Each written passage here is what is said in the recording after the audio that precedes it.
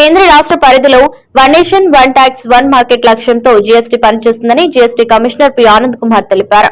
సిహార్స్ junction లోని GST కార్యాలయంలో జరిగిన మీడియా సమావేశంలో మాట్లాడారు. ప్రధాని మోదీ ఆశయం మేరకు జీఎస్టీ పనిచేస్తుందని, వ్యాట్ ఇతర ట్యాక్సులను కలిపి ఒకే ట్యాక్స్ గా జీఎస్టీ వచ్చిందని, ఎడ్యుకేషన్, హెల్త్ కేర్ తదితర వాటిపై జీఎస్టీ మినహాయింపు ఉంటుందని, నిత్యావసర సరుకులపై జీఎస్టీ వేస్తున్నారని తప్పుడు ప్రచారం జరుగుతుందన్నారు.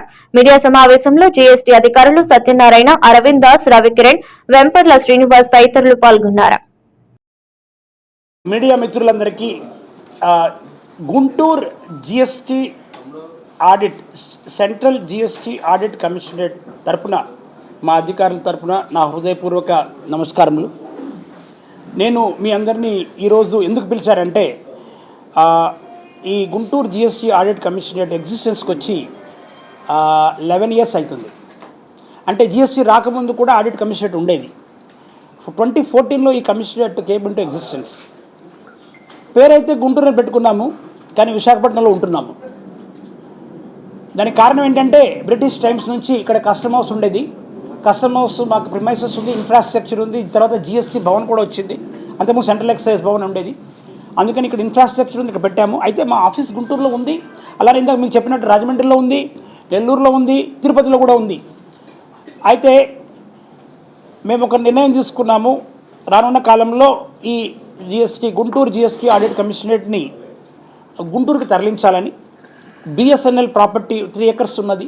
ఆ 3 acresని ఇంతకుముందు జిఎస్టీ గుంటూరు కమిషనరేట్ వాళ్ళు ఎక్వైర్ చేసి మాకు కొంత స్పేస్ ఇవ్వాలని అనుకున్నారు. అయితే అది నత్తనడక నడుస్తుంది. అందుకని నేను మా అధికారులకు చెప్పి మనం తీసుకుందామా అంటే చాలామంది అధికారులు ఉత్సాహపడ్డారు. వాళ్ళ ఉత్సాహాన్ని చూసిన తర్వాత నాకు కూడా ఉత్సాహం వచ్చింది. ఇప్పుడు 3 acres ల్యాండ్ గుంటూరులో తీసుకుని అక్కడ మరి సిజిఎస్టీ ఆడిట్ ఆంధ్రప్రదేశ్ భవను, తర్వాత అఫీషియల్ ఆఫీస్ బిల్డింగు, తర్వాత రెసిడెన్షియల్ ప్రిమైసెస్. మా ఆఫీసర్స్ ఇప్పుడు 130 మంది ఉన్నాము.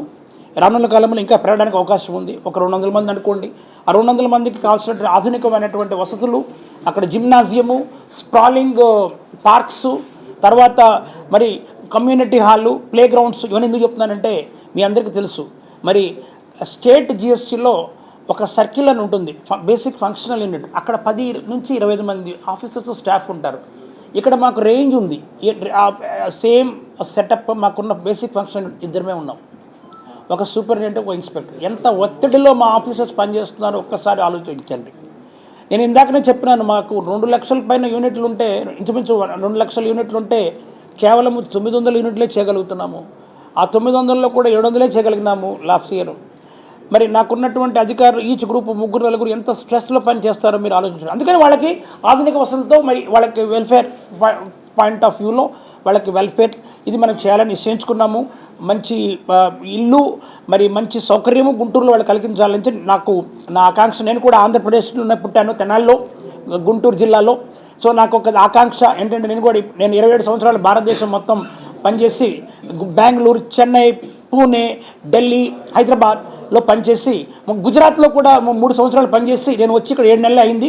ఇంకొక సంవత్సరం తిరగకుండానే ఈ బిల్డింగ్ని అక్కడ కట్టాలనేది నా డ్రీమ్, నా స్వప్నం.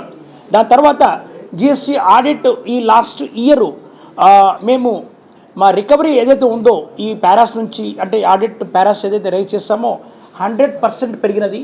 75 crores నుంచి 150 crores వరకు అనే కాదు. అటువంటి సంఘటనలు జరిగితే మీరు కూడా